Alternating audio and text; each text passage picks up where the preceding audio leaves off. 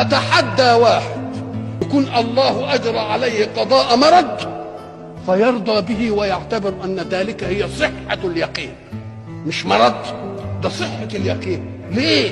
أم قال لك لأنني كنت بالصحة مع نعمة الله ولكنني بالمرض مع الله.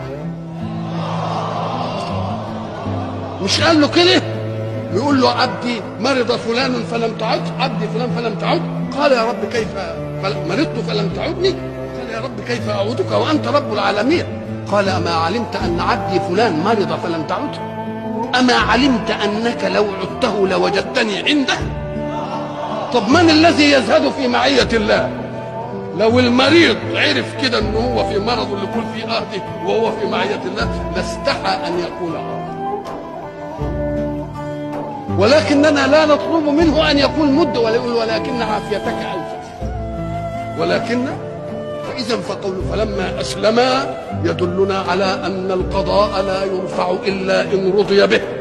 فإن رأيت واحدا استمر معه القضاء فاعلم أنه لم تحن عليه لحظة رضا بالقضاء. أما إن رضي يترفع.